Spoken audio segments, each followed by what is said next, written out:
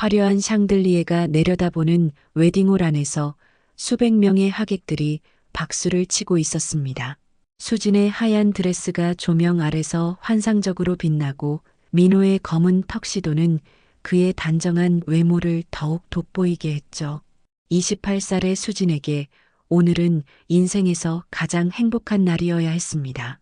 사랑하는 수진 씨, 평생 당신만을 사랑하고 지키겠습니다. 민호의 진심 어린 목소리가 마이크를 통해 홀 전체에 울려 퍼졌어요. 수진은 감격에 겨워 눈물을 흘리며 고개를 끄덕였습니다. 3년간의 연애 끝에 맞이한 약혼식, 그것도 완벽한 남자와의 약속이었죠. 민호는 고아원에서 자랐지만 뛰어난 능력으로 대기업에 취직했고 성실하고 다정한 성격으로 수진의 마음을 사로잡았습니다. 키가 크고 준수한 외모에 따뜻한 미소까지 수진은 자신이 세상에서 가장 운이 좋은 여자라고 생각했어요. 하객들 사이에서 터져나오는 축하의 박수 소리가 두 사람의 행복을 증명하는 듯 했습니다. 하지만 맨 앞줄에 앉은 영숙만은 다른 표정을 짓고 있었어요. 50살의 영숙은 창백한 얼굴로 신랑을 바라보며 입술을 꽉 깨물고 있었습니다. 다른 사람들이 환하게 웃는 것과는 대조적으로 영숙의 눈에는 알 수 없는 불안감이 서려 있었죠. 민호가 고개를 돌려 인사할 때마다 영숙은 몸을 움츠렸습니다. 어머니, 괜찮으세요? 수진이 부케를 든 채 영숙에게 다가가 속삭였어요. 영숙은 억지로 미소를 지으며 수진의 손을 잡았습니다. 괜찮다. 우리 딸이 행복해 보여서 너무 좋구나. 하지만 영숙의 손은 차갑고 떨리고 있었죠. 약혼반지 교환식이 시작되었습니다. 민호가 수진의 손가락에 반지를 끼워주는 순간 영숙은 민호의 목 뒤쪽에 있는 작은 초승달 모양의 흉터를 발견했어요. 그 순간 영숙의 얼굴에서 모든 혈색이 사라졌습니다. 28년 전의 기억이 파도처럼 밀려왔죠. 이제 키스해도 됩니다. 사회자의 멘트와 함께 터져나오는 박수 소리가 영숙의 귀에는 먹먹하게 들렸습니다. 수진과 민호가 입을 맞추는 장면을 보며 영숙은 가슴이 찢어질 것 같은 아픔을 느꼈어요. 하지만 아무도 그녀의 고통을 알아차리지 못했습니다. 피로연이 시작되고 하객들이 음식을 나누며 즐거워하는 동안 영숙은 화장실로 향했습니다. 거울 앞에 선 자신의 모습이 너무나 초라해 보였어요. 안 돼, 안 돼. 영숙은 작은 목소리로 중얼거리며 찬물로 얼굴을 씻었습니다. 하지만 마음속의 불안은 더욱 커져만 갔죠. 피로연이 끝나고 집으로 돌아온 수지는 아직도 꿈을 꾸는 것 같았습니다. 드레스를 벗고 편안한 잠옷으로 갈아입으며 하루 종일 받았던 축하 인사들을 떠올렸죠. 민호에게서 온 문자 메시지를 읽으며 미소를 지었습니다. 오늘 정말 행복했어요. 빨리 진짜 결혼식을 올리고 싶네요.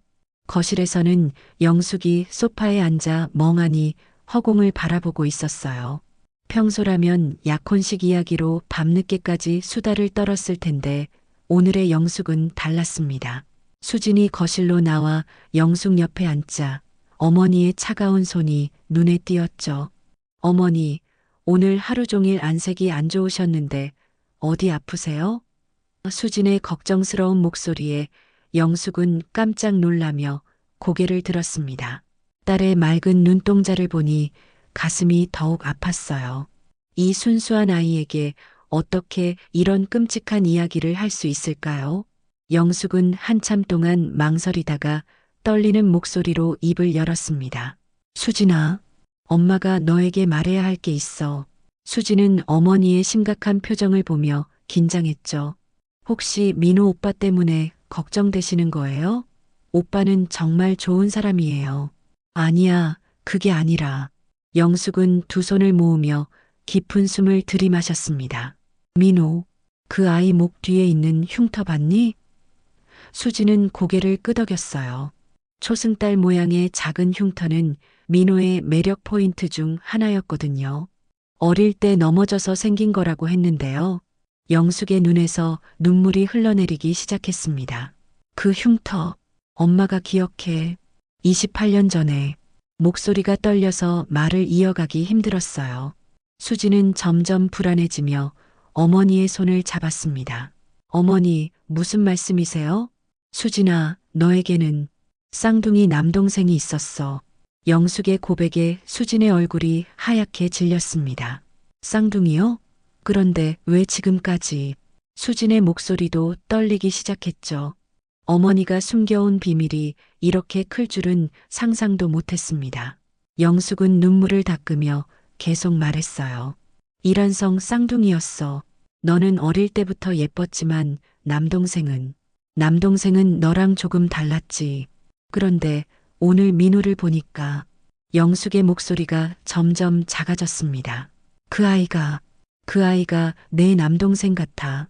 수지는 머리가 하얗게 변하는 느낌이었습니다. 설마 그런 말씀이신 건 아니죠? 하지만 영숙의 확신에 찬 표정을 보니 농담이 아니었어요. 어머니, 그럼 민우 오빠가 제 남동생이라는 말씀이세요? 그 흉터는 절대 잊을 수 없어.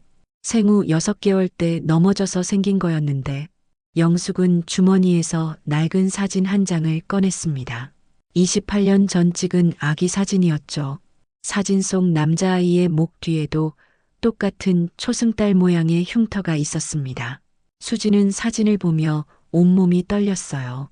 이게 말이 돼요? 어떻게 이런 일이? 3년간 사랑했던 남자가 자신의 쌍둥이 남동생이라니 이보다 더 충격적인 일이 있을까요? 수지는 소파에서 일어나 방 안을 어정쩡하게 걸어 다녔습니다. 그럼 수지는 말을 잇지 못하고 고개를 저었습니다. 영숙도 딸의 충격을 이해했지만 진실을 말하지 않을 수 없었어요. 미안해, 수진아. 정말 미안해. 엄마가 너무 늦게 알았어. 그날 밤 수지는 한잠도 이루지 못했습니다. 민호와 함께했던 모든 순간들이 다르게 느껴졌죠. 달콤했던 키스, 따뜻했던 포옹, 그 모든 것들이 이제는 금기가 되어버렸어요. 다음 날 아침 수지는 부은 눈으로 민호에게 전화를 걸었습니다. 오빠, 아니, 민호 씨, 오늘 만날 수 있을까요? 중요한 이야기가 있어요. 목소리가 떨려서 평소와 다르다는 걸 민고도 눈치챘죠. 무슨 일이에요? 목소리가 이상한데. 민호는 걱정스러운 어조로 물었습니다. 그냥 만나서 얘기해요. 카페에서 만나요. 수지는 전화를 끊고 거울을 보았어요. 하룻밤 사이에 몰라보게 초췌해진 자신의 모습이 낯설었습니다. 어떻게 이런 말을 꺼내야 할까요? 사랑하는 사람에게 당신이 제 남동생일지도 모른다고 말할 수 있을까요? 카페에서 만난 민호는 평소와 다름없이 다정한 미소를 지었습니다. 어제 약혼식이 너무 완벽했어요. 우리 어머니도 정말 좋아하셨어요. 하지만 수진의 어두운 표정을 보자 미소가 사라졌죠. 수진 씨, 정말 무슨 일이에요? 어제부터 계속 이상해요.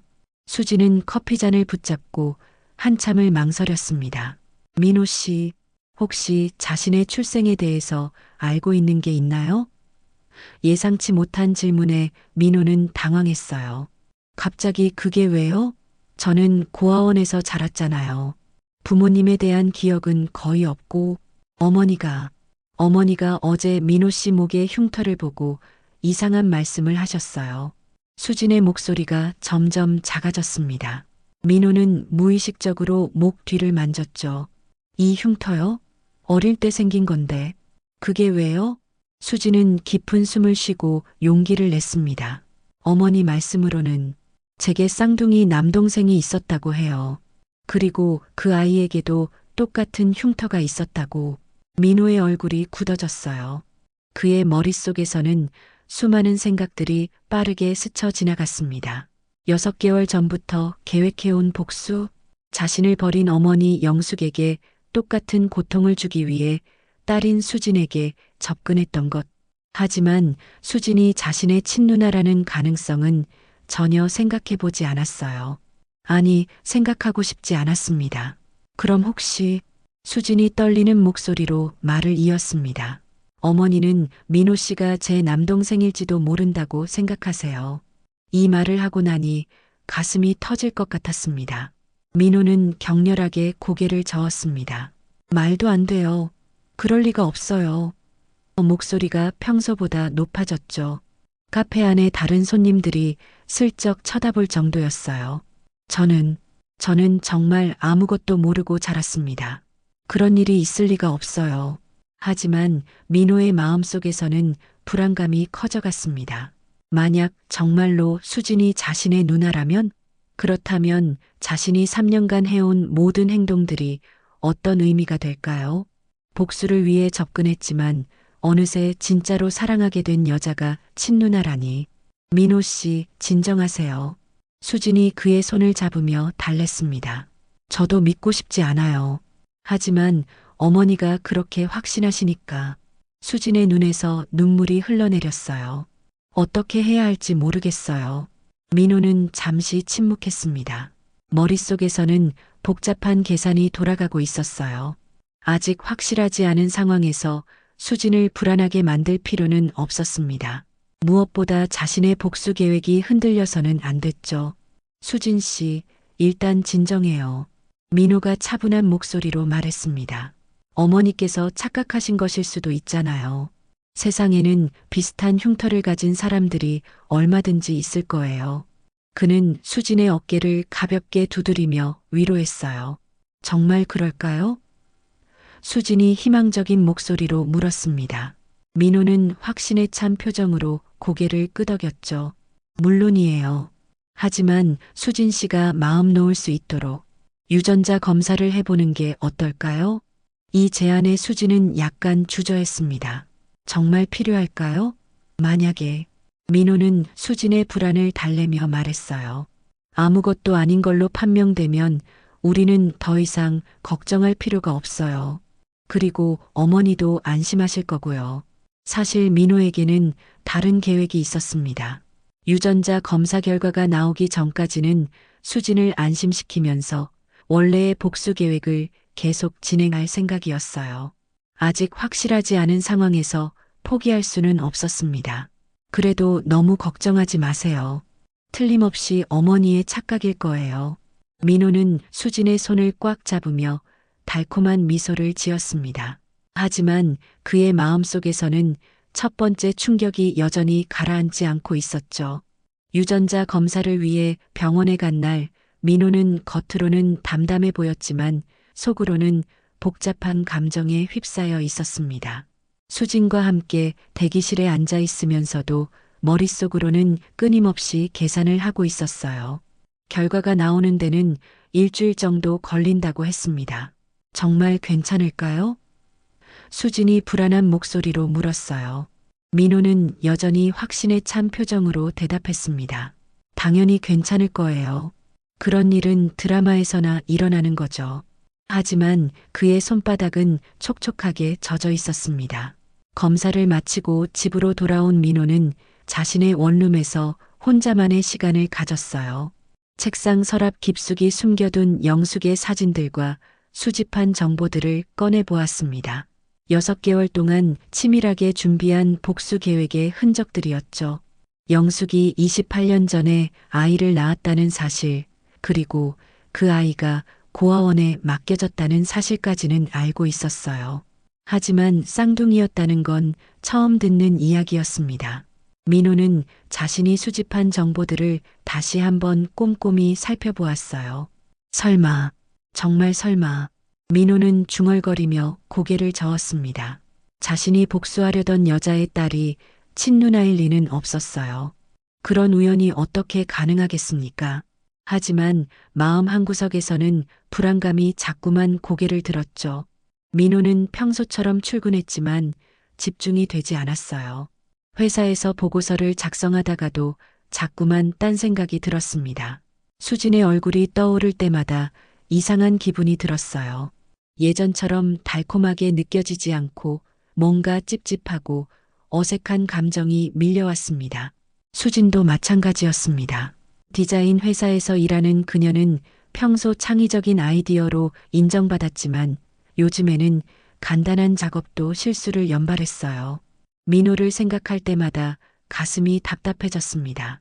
사랑하는 마음과 혹시 모를 남매라는 가능성 사이에서 혼란스러웠죠.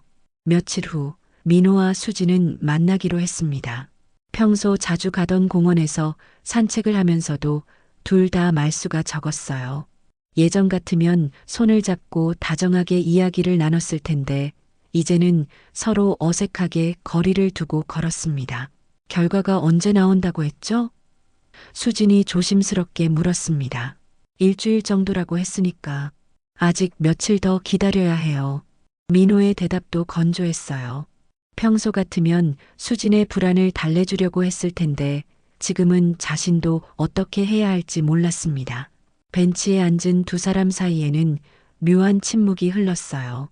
수진은 민호의 옆모습을 힐끗 바라보다가 시선을 돌렸습니다. 이 사람이 정말 내 남동생일까? 상상만 해도 소름이 돋았어요. 그동안 나눈 키스들, 따뜻했던 포옹들이 모두 금기가 될 수도 있다는 생각에 몸서리쳤습니다. 민호도 비슷한 혼란을 겪고 있었어요. 수진을 바라볼 때마다 두 가지 감정이 교차했습니다. 여전히 사랑스럽다는 마음과 동시에 혹시 이 감정이 잘못된 건 아닐까 하는 죄책감이 밀려왔죠. 수진 씨, 민호가 입을 열었다가 다시 닫았습니다. 무슨 말을 해야 할지 몰랐어요. 민호 씨도 이상하죠? 수진이 떨리는 목소리로 물었습니다. 요즘 민호 씨를 볼 때마다 이상한 기분이 들어요. 사랑하는 마음은 변하지 않았는데 동시에 뭔가 어색하고 부담스러워요. 그녀의 솔직한 고백에 민호는 가슴이 찔렸습니다. 저도 마찬가지예요. 민호가 어렵게 입을 열었어요.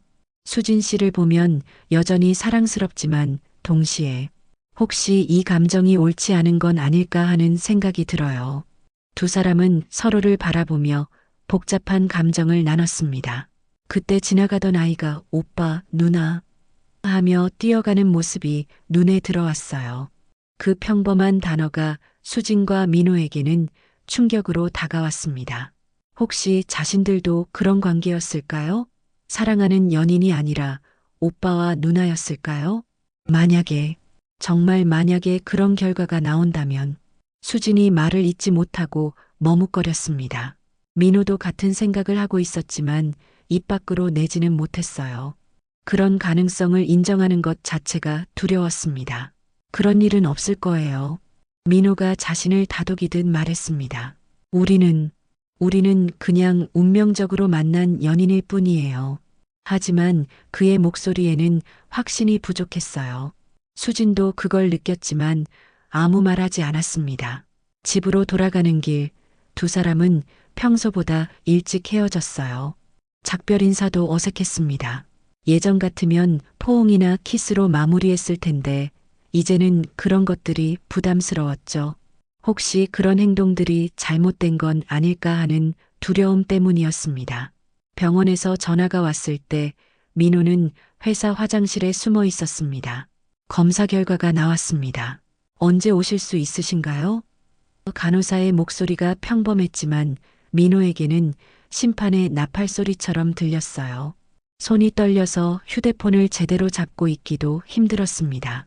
수진에게 전화를 걸었을 때 그녀의 목소리도 떨리고 있었어요. 결과가 나왔다고 하네요.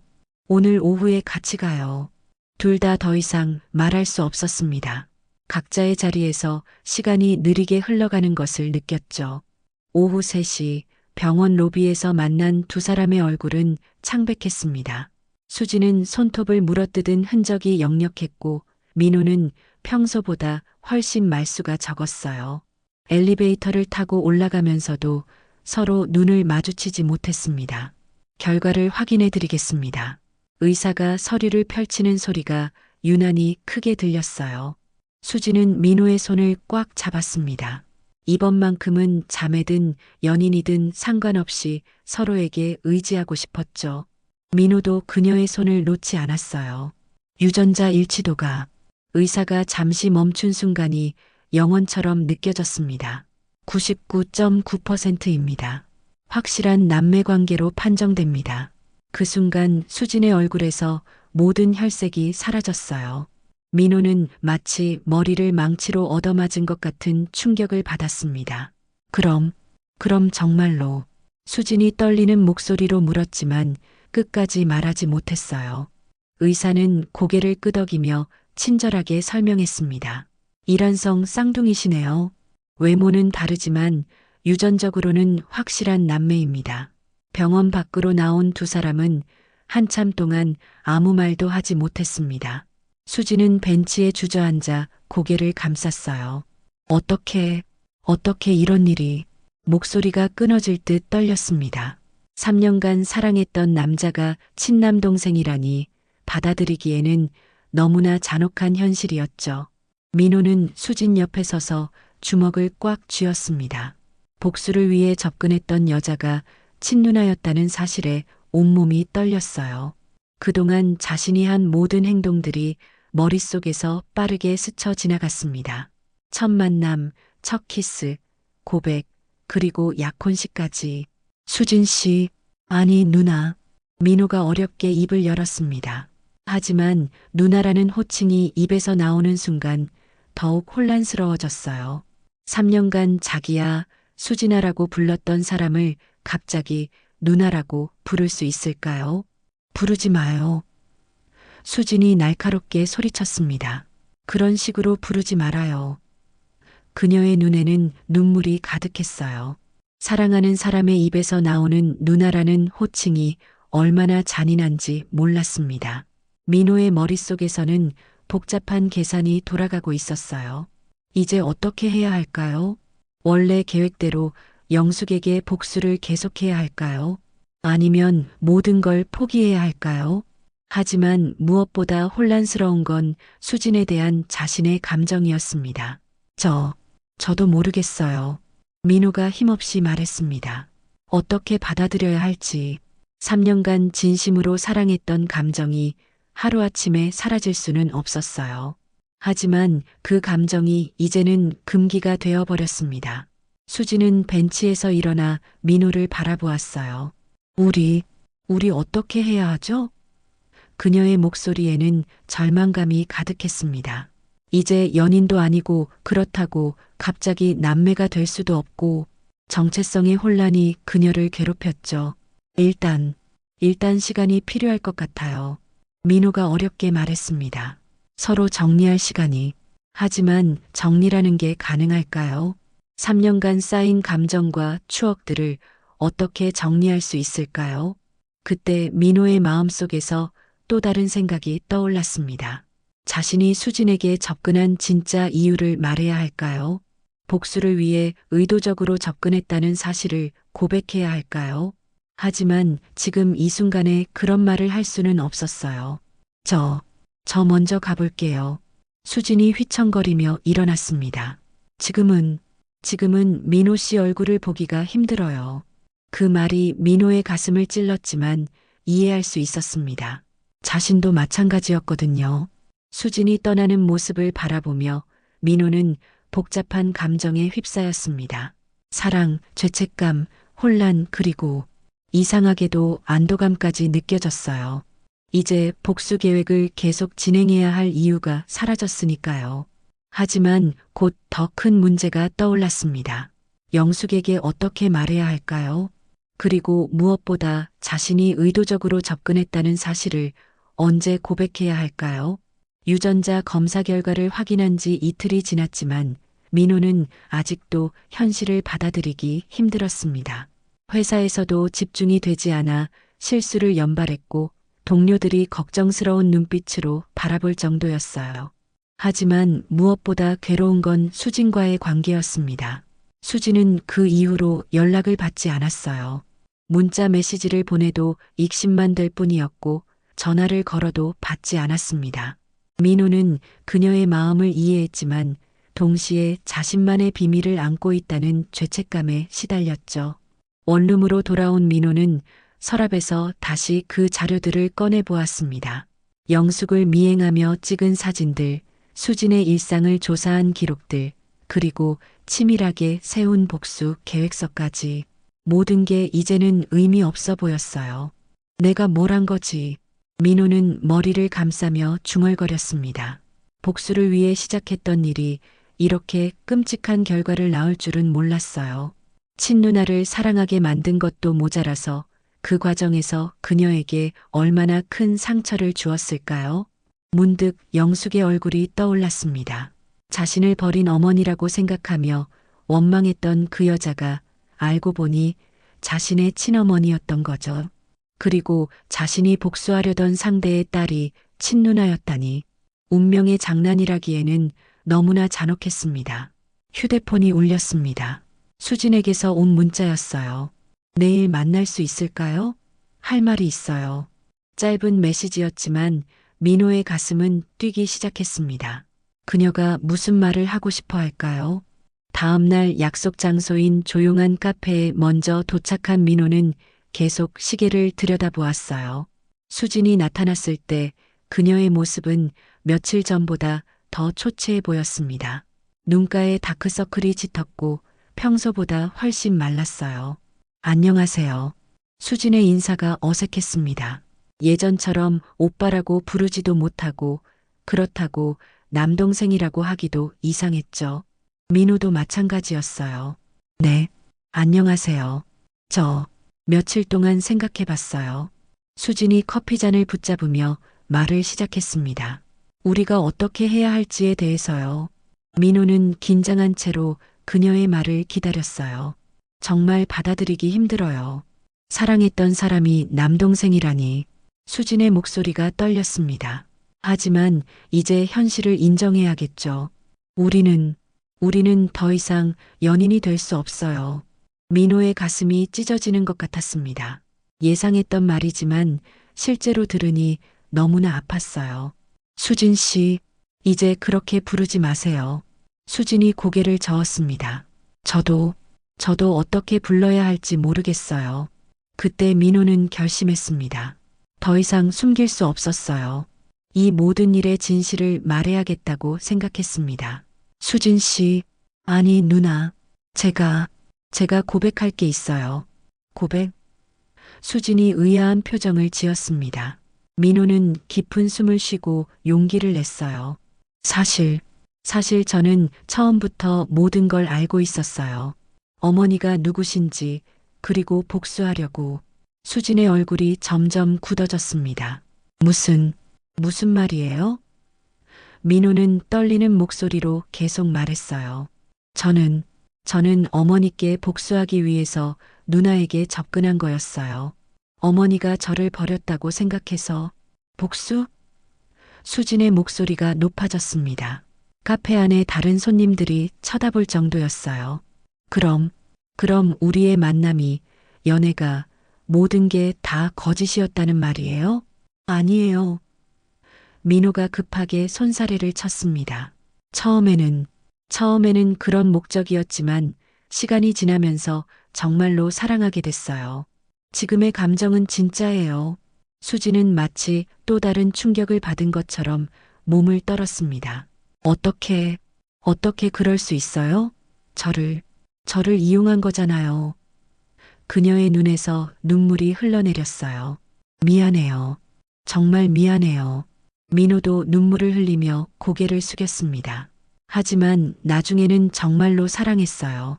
복수 같은 건 잊어버리고 싶었어요.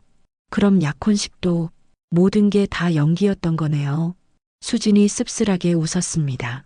저만 바보같이 진심이었던 거고, 그녀의 마음이 산산조각 나는 소리가 들리는 것 같았어요. 민호는 더 이상 변명할 수 없었습니다. 자신이 한 일이 얼마나 잘못된 것인지 깨달았어요. 복수를 위해 순수한 사람을 이용했고 그 과정에서 금기된 사랑에 빠져버렸습니다. 저는 이제 어떻게 살아야 하죠? 수진이 절망적인 목소리로 물었습니다. 사랑했던 사람이 남동생이고 그것도 저를 이용하려던 사람이었다니. 민호는 아무 말도 할 수 없었어요. 자신 때문에 수진이 이렇게 고통받고 있다는 사실이 견딜 수 없었습니다. 수진이 카페를 뛰쳐나간 후 민호는 한참 동안 그 자리에 앉아 있을 수밖에 없었습니다. 주변 사람들의 시선이 따가웠지만 움직일 힘조차 없었어요.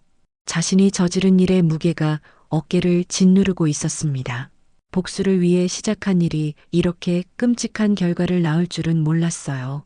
집으로 돌아온 민호는 영숙에게 전화를 걸었습니다.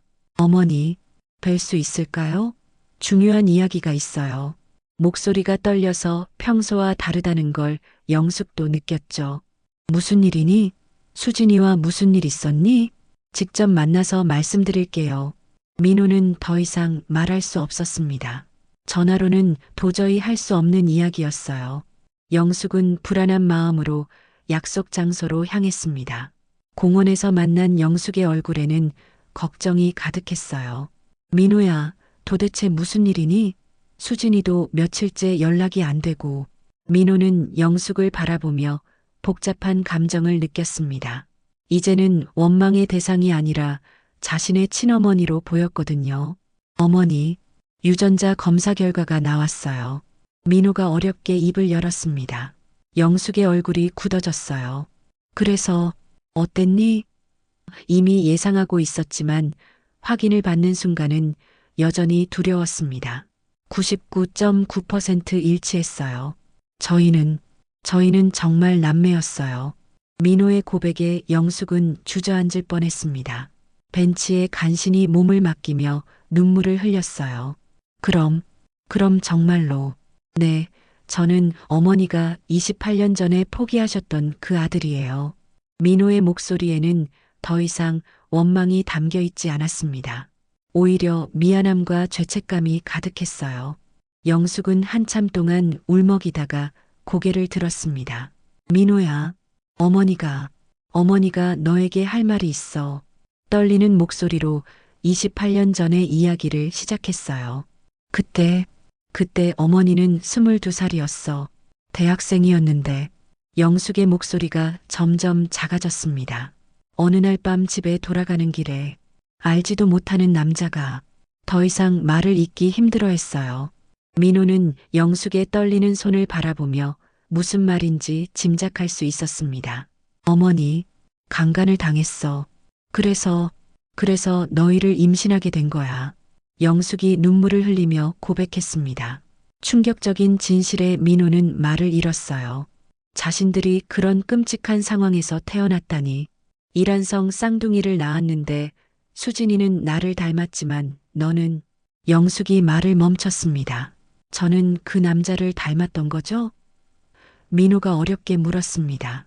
영숙은 고개를 끄덕이며 더욱 울었어요. 미안해. 정말 미안해. 너를 볼 때마다 그 끔찍한 기억이 떠올랐어. 어머니는 너무 어렸고 무서웠어. 그래서 저를 고아원에. 아니야. 영숙이 급하게 손사래를 쳤습니다. 어머니는 너를 포기하려던 게 아니었어. 잠시만 맡겨두고 마음을 정리한 다음에 데려오려고 했던 거야. 민호는 영숙의 말을 믿기 힘들었어요. 그럼 왜? 그런데 일주일 후에 갔을 때 너는 이미 다른 가정으로 입양이 됐다고 하더라고. 어머니가 서류를 제대로 작성하지 않아서. 영숙의 목소리가 끊어졌습니다. 그 후로 어머니는 너를 찾으려고 28년을 보냈어. 사립탐정도 고용하고 입양기관도 다 뒤져봤지만 영숙은 주머니에서 낡은 수첩을 꺼냈어요. 그 안에는 민호를 찾기 위해 연락했던 수많은 기관들의 명단이 적혀 있었습니다. 민호는 그 수첩을 보며 충격을 받았어요. 어머니가 자신을 버린 게 아니라 찾고 있었다니. 그동안 품고 있던 원망이 얼마나 잘못된 것이었는지 깨달았습니다. 그리고 수진이에게도 말하지 못했어. 어떻게 말해? 내가 강간으로 생긴 아이라고? 그런 끔찍한 이야기를. 영숙이 고개를 떨어뜨렸습니다. 어머니, 민호가 영숙의 손을 잡았습니다. 저는 어머니를 원망했어요. 저를 버렸다고 생각해서. 그래서. 목소리가 떨려서 계속 말하기 힘들었어요. 그래서 뭐? 영숙이 불안한 표정으로 물었습니다. 민호는 마지막 고백을 해야 했어요. 저는 어머니께 복수하려고 수진 누나에게 접근한 거였어요. 어머니가 가장 소중히 여기는 딸을 망가뜨려서 똑같은 고통을 주려고. 영숙의 얼굴이 하얗게 질렸습니다. 그럼 수진이와의 만남이 처음에는 그런 목적이었어요. 하지만 시간이 지나면서 정말로 사랑하게 됐어요. 그런데 누나였던 거죠. 영숙은 자리에서 일어나 몇 걸음 떨어진 곳에 서서 하늘을 바라보았습니다. 내가 잘못했구나. 내 무책임한 선택이 너희들에게 이런 업보를 안겨준 거야. 목소리에는 깊은 자책감이 담겨 있었어요. 어머니의 잘못이 아니에요. 민호가 일어나 영숙에게 다가갔습니다. 저야말로 용서받을 수 없는 일을 한 거예요. 영숙과의 대화를 마친 후 민호는 혼자 남겨진 공원에서 한참을 서 있었습니다. 어머니의 진실을 알고 나니 복수에 대한 생각은 완전히 사라졌지만 대신 더 큰 죄책감이 몰려왔어요. 자신 안에 흐르는 피에 대한 두려움도 함께 찾아왔습니다. 문득 민호는 소름 끼치는 깨달음에 도달했어요. 자신이 수진에게 접근한 방식을 다시 떠올려 보니 그것이 아버지가 어머니에게 했던 강제적 침입과 본질적으로 다르지 않다는 것을, 거짓된 의도로 접근해서 그녀의 마음을 빼앗고 결국 상처를 입힌 행동이 또 다른 형태의 폭력이었던 거죠. 나도 그 사람과 같은 짓을 한 거구나. 민호는 떨리는 목소리로 중얼거렸습니다. 강간범의 아들로 태어나서 또 다른 방식으로 폭력을 저질렀다는 사실에 온몸이 떨렸어요. 자신 안에 흐르는 가해자의 피가 두려웠습니다.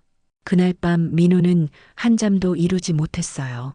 거울을 볼 때마다 자신의 얼굴에서 그 알지 못하는 아버지의 모습을 찾으려 했습니다. 과연 자신이 계속 살아갈 자격이 있을까요?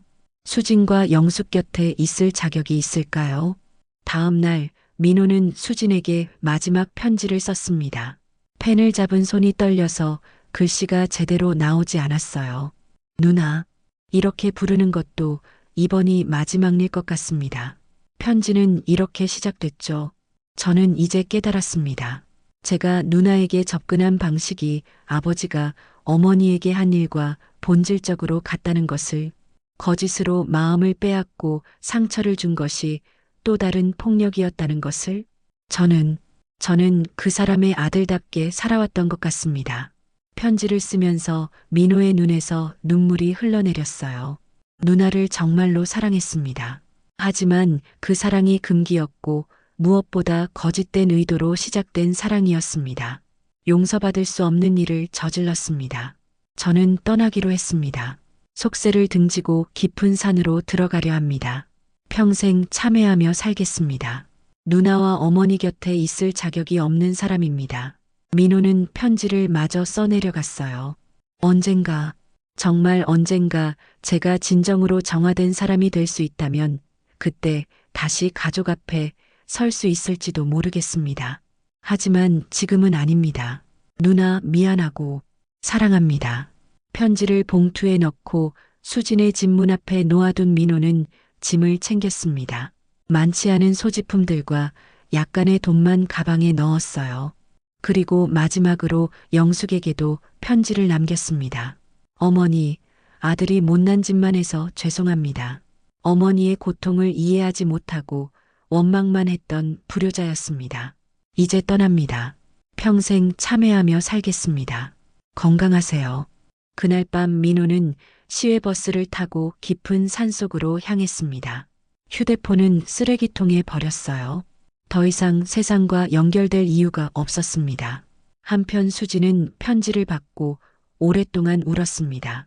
분노와 슬픔, 그리고 이상하게도 그리움까지 복잡하게 얽혀 있었어요.